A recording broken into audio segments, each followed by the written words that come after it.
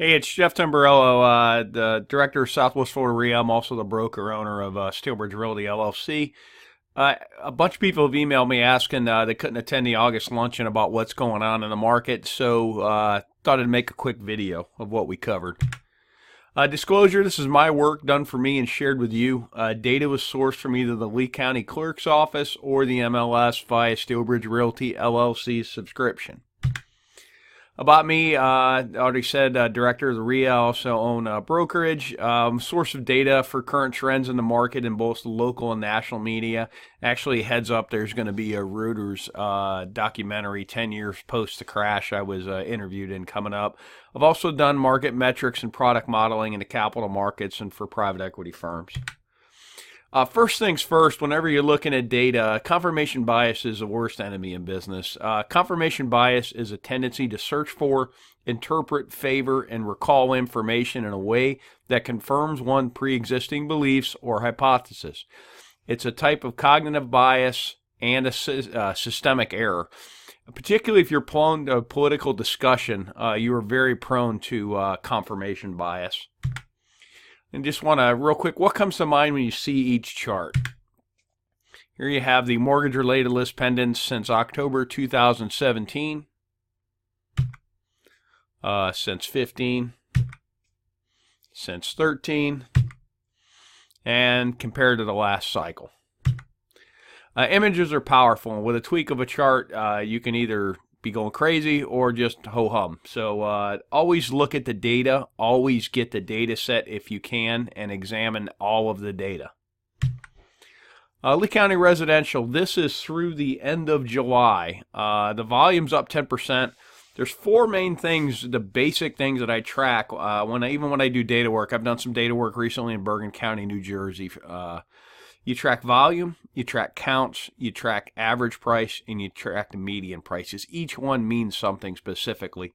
The volume's up 10%, which is good. The count's up 5%. Average and median are almost up the same, which means the markets, we've really kind of, in the terms of price growth, become a Midwest market. The sharp up and down jumps are not been here recently, which a lot of the players within the market don't know how to deal with this because you had the upswing and then the downswing from basically '03 to 2009, and they really have never, most of them have never worked a normal balanced market, which is kind of where we are.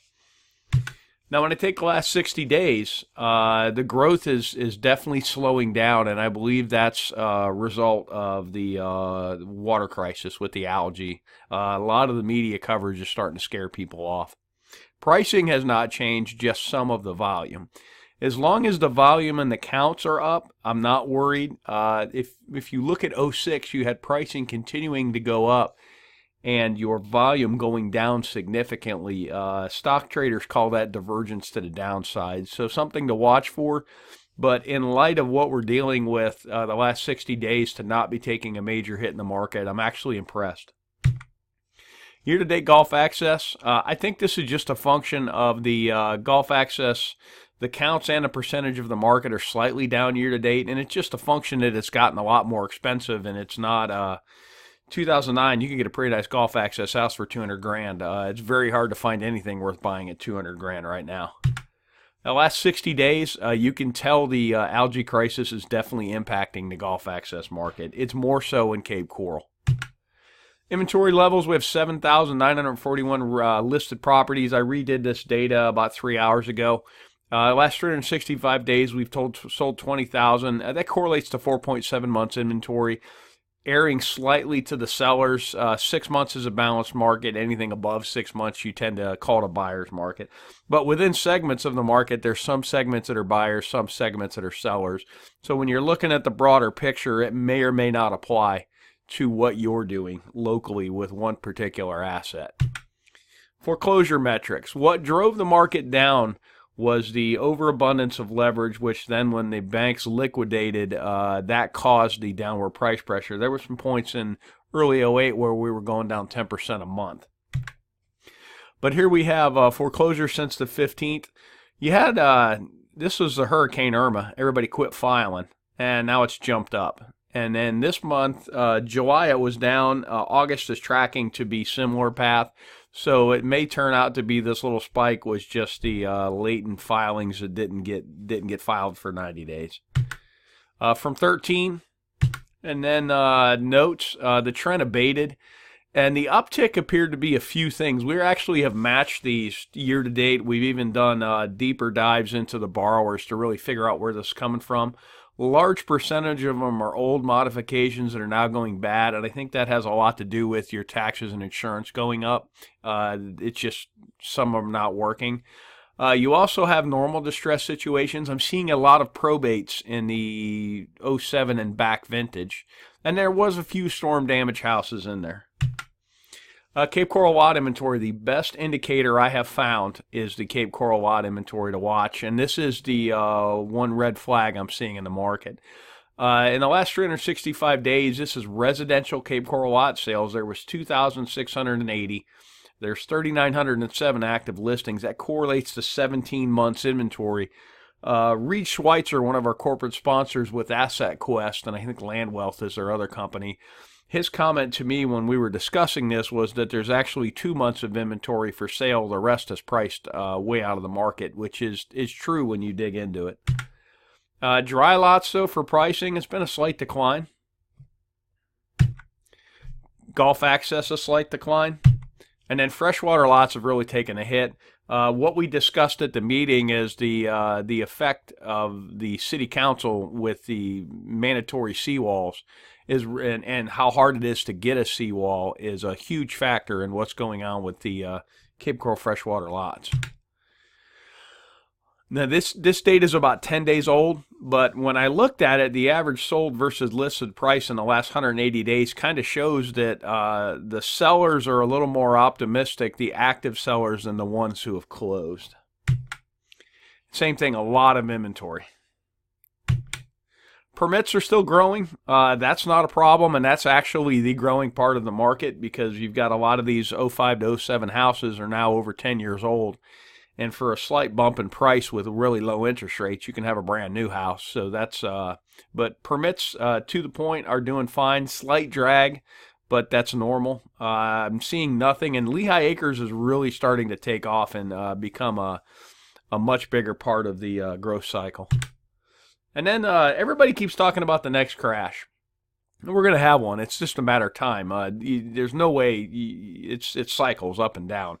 But every cycle is different in duration and intensity. You never will repeat the last cycle over and over again. The last crash was a reset of debt.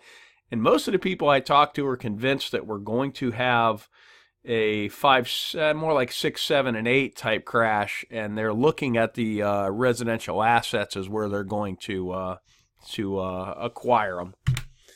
But when you look at 1 to 4 family debt, this is from the Federal Reserve. We still have not pierced the last cycle for 1 to 4 family debt. For this would be smaller residential assets.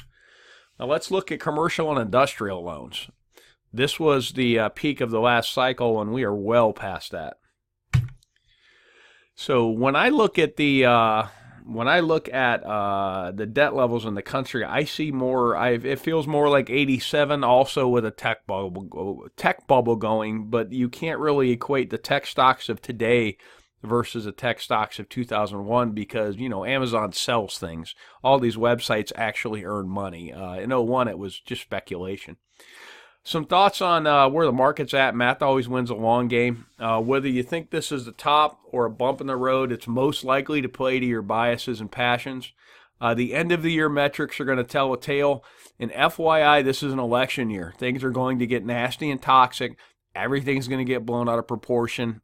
Stay within the math. Look at the metrics because election years, it's become more and more of a hostile country, and it's easy to get drug off the metrics when your passions are dialed up. Residential's doing great. The Cape Coral lot market is suffering from a little too much optimism. We'll see if it's the beginning of a correction or not. You could have timed the last market perfectly by the Cape Coral lot market. We are checking a lot of boxes, but not enough to call the market in either direction. Pricing's even starting to not grow as fast, but that's a good thing.